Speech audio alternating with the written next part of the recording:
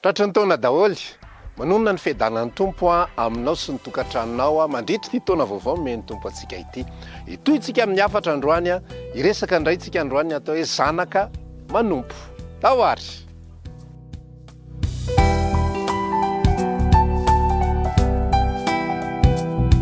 Ity no resaka farany ifampiresantsika mikasika ny zanaka sy ny mpanompo. Dia androany isika iresaka mikasika ny hoe zanaka manompo. Ny zavatra mila fantatsika eo amin'ilay hoe fanompon'ny zanaka sy ny fanompon'ny mpanompo. Indray mety alaim-panahintsika mieritreritra hoe rehefa lasa zanaka ve zany dia tsy miasa intsony. Satria efa azo maimaim-poana ny zavatra rehetra, hoy isika tamin'ilay toriteny farany. Dia lasa tsy manao ninninona intsony ve zany satria efa zanaka, tsy ohatr'izay ilay izy. Fa ny mifanohatra amin'izay ary ny zanaka dia miasa bebe kokoa noho ny mpanompo. Raha ohatra zao tsika ndray ohatra ny renim-pianakaviana dia voalohany indrindra izy tsy miasa izy mba hahazoana karama. Faharoa manarakaraka an'izay nefa izy zany sady tsy mahazo karama nefa izy miasa bebe kokoa noho ny mpanampy. Miasa bebe kokoa izy ary miasa amin'ny fomba tsara kokoa. Rehefa manompo an'Andriamanitra tsika dia zao rehefa tena babon'ny Kristy marina ny any anatin'ny fontsika any dia tsy hoe tapitra hatreo zany hoe efa zanaka dia tsy manao ninina. Raha vao zay ny ataonao dia tsy azonao tsara, tsy voarainao tsara le fifidianan'Andriamanitra anao, le fitiavan'ny Kristy anao. Fa ny olona rehefa naharay marina ny fitiavan'ny Kristy dia vao maika ary izy miasa bebe kokoa. Ohatra tsotra nomeko anao tamin'ny andro taloha zao ny zanak'Israely izay mpanompo dia limité, zany hoe voafetra teo amin'ny fanompoana amin'ny ampafolo-karena ohatra. Zany hoe napetraka zany hoe raha tianao ny azo fitahiana, raha tianao ny azo fahombiazana, raha tianao no azo an'izao sy azo an'izao dia mila mandoa ny ampafolo-karena ianao. Fa rehefa mijery ny tantaran'ny Zakaiosy ohatra ao amin'ny Lioka 5:5 dia jereo tsara ny zavatra nataon'ny Zakaiosy rehefa voakasika Jesosy ny fony.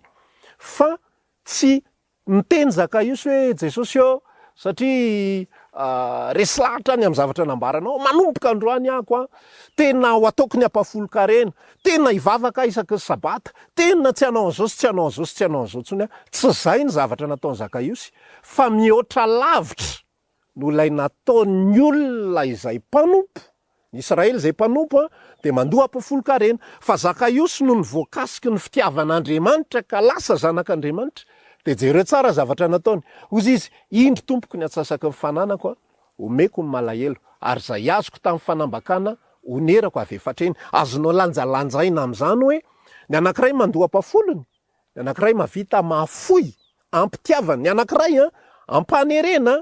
Tsy maintsy manao an'iny ny zanak'Israely satria raha vao tsy manao an'iny izy dia tsy mahazo fitahiana, raha vao tsy manao an'iny izy dia tsy mahavokatra ny sahany. Fa Zakaiosy tsy nisy niteny azy. Zay le atao hoe zanaka, zay le atao hoe nandray ny fitiavan'i Jesosy, zay ny fomba fanompon'ny zanaka. Manompo amin'ny fomba mihoatra, tsy manompo amin'ilay mahazatra ny mpanompo, fa manompo amin'ny fomba mihoatra. Nafoiny Zakaiosy daholo ny fananany rehetra satria voakasika ny tany ambony tany. Androany te hizara amintsika hoe rehefa tonga zanaka ianao, mila azo antoka tsara aloha zay hoe tena zanaka marina, dia mety alaim-panahintsika hoe lasa matoritory. Misy olona tena ohatran'izany, tena milazanao fanompoana diso zany, hoe rehefa nandray ny fahasoavana dia lasa matoritory, lasa varim-barinina, diso zany. Hozy izy ny apôstôly Paoly nilaza, Paoly izay nandray ny fahasoavan'Andriamanitra, Paoly izay nandray ny fananganana ka lasa zanak'Andriamanitra. Dia hozy izy ny apôstôly Paoly nilaza Korintiana 2:5-7 hoe zaho hozy izy ny fahasoavan'Andriamanitra ny natoy izao ary tsy foana ny fahasoavany ato aminatiko, ary efa niasa mihoatra lavitra noho izy rehetrarehetra, nefa tsy za fa ny fahasoavan'Andriamanitra no miara-miasa amiko. Inona ka ny dikan'izany? Rehefa lasa zanak'Andriamanitra ny apôstôly Paoly dia tsy hoe mipetrapetraka izy, tsy hoe niala sasatra izy, voavonjy azo dia iandry ako dia anao ny zavatra rehetrarehetra hitazomako an'ity mahazanaka azy sy ny famonjena aty. Fa niasa ny apôstôly Paoly, niasa izy ary tena niasa mihoatra lavitra satria zay ilay mahazanaka. Raha lasa anabavy raha ohatra tsika ka mieritreritra hoe misy olona zany ohatrany hoe mieritreritra sy misaintsaina hoe isaorana be mihitsy ny Andriamanitra Jesosy Kristy nanala tao ambanin'ny gejany lalàna sy ny namany rehetrarehetra, tao ambanin'ny gejany tsisy tsony zany ampafolo-karena zany, afaka zany zay, tsisy tsony ny ozon'ny ampafolo-karena. De lasa mialatsiny fa betsaka amintsika izay tsy manao ampafolo-karena no lasa manao tsinitsinina ny fanomezana. Lasa ohatry ny hoe zay sendrasendra ny tananao fotsiny sisa tia poketra de alaina de arotsaka any. Misy amintsika rehefa mahatsapa ny fitiavan'Andriamanitra sy ny mazanaka atsika de lasa manao kitotoa.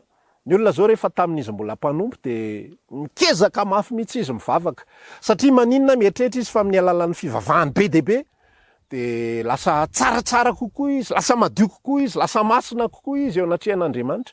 Fa rehefa tonga amin'ny fahatongavatsaina ny olona anankiray hoe ay tsy ny fiezahako kay ny mahamasina, ay tsy ny fiezahako kay ny itiavan'Andriamanitra, ay kay tsy ny fiezahako ny mahatonga zao sy mahatonga zao, de lasa mevotsitra, lasa me tsy manao nininina. Milazanao androany tena fanompoana diso zany. Fa ny mifanohatra amin'izay rehefa ao amin'ny Kristy isika de manompo mihoatra lavitra. Tao amin'ny bokin'ny asan'ny apôstôly 7 averiko foana le ohatra mba azotsika tsara mihitsy ny position an'le zanaka. Fa ny olona rehefa natsoina ho amin'ny fahafahana tao anatina liberté ka tena Kristy ny miasa ao am-pony ka fanamasina ny miasa ao anatiny de miasa mihoatra lavitra izy. Rehefa libre ny olona zany tamin'izy mbola voafatotra, sabata ihany izy mivavaka. Jerenao ny zavatra zay nataon'ny olona tao amin'ny asan'ny apôstôly 2 fa nivavaka isan'andro reo olo reo. Zany ny atao hoe zanaka manompo. Ary ny motivation'reo olo reo tsy ny azo fitahiana. Ny motivation'reo olo reo tsy hoe andeha hivavaka zay isan'andro mba hampatonga an'Andriamanitra hitahy anay, mba hampatonga an'Andriamanitra anao an'izao fiainanay, fa mandeha mivavaka izy satria le ao anatin'ny fony ao manery azy an'izany, satria le ao anatiny ao le fanamasina miasa ny anatin'izy ireo de mahatonga azy ireo araka ny teneniko anao. Ny olona ngefa iny mivavaka isan'andro latsinainy, talata, alarobia, alakamisy, zoma, sabotsy, lahady. De tonga teo amin'ny fialofan'ny Solomony reo olo reo ary nampianariny ny apôstôly izy nampianariny mikasika an' Jesosy izy nampianariny mikasika ny sitrapon'Andriamanitra rehetrarehetra izy zany rehetrarehetra zany tsisy fanereny zany. Zany te ilaza aminao androany ny fiarahana amin'ny Jesosy tsisy fanereny fa ao anatiny fo misy zavatra manosika anao an'le fanompona. Ary ny motivation de hafa, ny tena mahasamy hafa an'le mpanompo sy ny zanaka zany de zao: misy fiovana motivation, misy fiovana ny anaty any, le faniriananao sy anatanteraka an'le asa de tsy mitovy amin'ny taloha intsony hoe am'izay mba ho tahina ny taranako, fa efa miova ny ao anaty. Ary efa miova ny fomba fanaovana an'le asa ary lasa miova. Jerenao zao ny fomba fanompon'ny olona anankiray zao tao anatin'ny fanoharana zay nomeny Jesosy, Luka 7:20 tantaran'le zanak'adala. Fomba fanompony lay zokiny lay zanak'adala. Rehefa nanompo iny zokiny lay zanak'adala iny de ina moa ny zavatra nitranga? Manompo izy fa sady manompo ihany izy manantena zavatra. Ahoana ny zavatra zay nambarany rehefa nampidiana le zandriny? Zahely zay ary dada ozy izy nanompo anao. Tsy nanao zay nampalahelo anao, fa zany io izy tsy mbola nomenao na de zanak'osy ray ary ifaliko miaraka amin'ny sakaizako. Ina kay ny dikan'izany? Manompo zany le zokiny iny fa misy frustration any anatiny any, misy zavatra be deaibe any anatiny any, misy fanantenana ihany koa any miandro hoe ay zary zany rehefa mba manao an'ity zavatra ity zany tena mba omeny dada am'izay zanak'osy mba ifaliko araka amin'ny sakaizako mba azo an'izao mba azo an'izao. Rehefa tsy azon'le izy de longolongy izy, midongy izy tsy netiniditra tao anatin'ny tokantrano. Inona ny hafatra zay omen'ny tompo atsika ao anatin'izany? Tsy ohatran'izay mihitsy le fomba fanompon'ny zanaka. Ny fomba fanompon'ny zanaka dia ampifaliana tanteraka, miaraka amin'ny liberté, miaraka amin'ny fahafahana. Manompo satria te hanompo, manompo satria manery ao anaty koa ny fitiavan'i Kristy. Voaraiko ny fitiavan'Andriamanitra ao anatin'ny foko ao, de iny manosika ihany koa mba hizara amin'ny namana, mba hizara amin'olona. Fa tsy hoe mandeha mitory ako satria zay ny baikeon'i Jesosy, satria tsy maintsy manao an'izay hony, satria sao de voafafo amin'ny bokin'ny lanitra ny anarako, satria sao de zao. Misy olona mivavaka satria matahotra no any amin'ny elo. Ozy ny tenin'Andriamanitra milaza antsika tsy nomena fanampanandevozana ho amin'ny tahotra, fa fanahany zanaka izay antsointsika hoe abara. Inona kay ny dika zany? Ny fanompona rehetra zay ataontsika io raha lasaina bavy. Tokony fanompona fifaliana. Tokony ianao mandeha mivavaka io, tokony mandeha vavaka ianao satria tianao ny mivavaka. Zay ny atao hoe zanaka. Fa raha vao mbola misy anteritery mpanompo ianao zany tsy voarainao ny fitiavan'ny Kristy, tsy voarainao ny fitiavan'ny rainao, de lasa ianao mandeha mivavaka satria any ny ahitana filaminan-tsaina, satria any ny azona famelan-keloka, satria any ny azona famindram-po, satria ohatran'izao, satria ohatran'izao, satria matahotra ianao sao de idiran-doza ny fiainanao. Tsy zay ny atao hoe zanaka, mpanompo ny anaran'izay. Ary raha vao mbola mpanompo de diso lalantsika. Fa ny fanompona zay akasitrahan'Andriamanitra de tsika lasa zanaka de manompo amin'ny fahafahana tanteraka. Mandeha any am-piangonana koa olona afaka tanteraka, afaka makany, afaka tsy makany, afaka makany, afaka tsy makany. Fa raha makany eniko any anatin'ny foko any ny fitiavan'Andriamanitra manosika, eniko any anatin'ny foko any ny etaeta te hifandray am'ireo rahalasanabavy, zany ny manosika. Fa tsy mety le fomba fanompony, tsy mety raha vao misy anteritery, tsy mety raha vao misy zavatra hafa fa mila entsika tsara mihitsy ny liberté rehetrarehetra. Misy fiovana motivation anatin'le izy, de misy fiovana fomba fiasa ihany koa ao anatin'izay zavatra io. Sitsika hoe ny renim-pianakaviana rehefa miasa tena mahavita zavatra tsara, izy manadio an'io vilia io tena madio, tsy hisy fofo-tsavony io na ny kely ary. Ny trano rehefa diovin'ny renim-pianakaviana tena madio, tsy hisy ohatran'izany. Fa rehefa mipanampy manadio an'io misy an'le fomba fitenitsika malagasy hoe zara fa vita. Zara fa vita. Tsika rehefa manompo an'Andriamanitra marina ka tena natsanga no zanaka marina, vao mainka tsika miasa bebe kokoa. Rehefa manome ho an'ny asa fanompona, ny vola ataontsika tsy hisy tonga ny amin'Andriamanitra, fa rehefa manome tsika ho an'ny asa fanompona ny filaza azy, de tena manome betsaka arak'izay azo atao.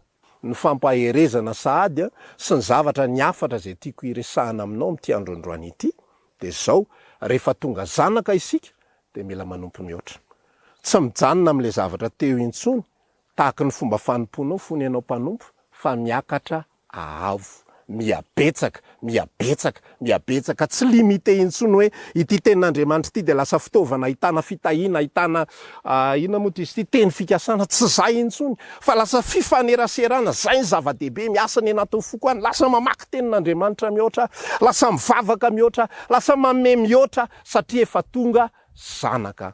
Zay raha lasanabavy ny afatra izay fampizarantsika amin'ity androandroany ity. Rehefa natsoina ho zanaka tsika de mila manompo tahaka ny zanaka am'izay, fa tsy mijanona fomba fanompon'ny mpanompo, tsy limité intsony, tsy miandrandra karama intsony, fa manompo ao anatin'ny fanjakana, manao satria anay ty zavatra ty, ary amin'ny mahanay azy tena anao mihoatra lavitra, hitory filazantsara mihoatra lavitra, hijory vavolombelona mihoatra lavitra, tsy misy ninina ndraindraiko fa tena zay no ao anatin'ny foko amin'ny mahazanak'Andriamanitra. Zay ny afatritsika.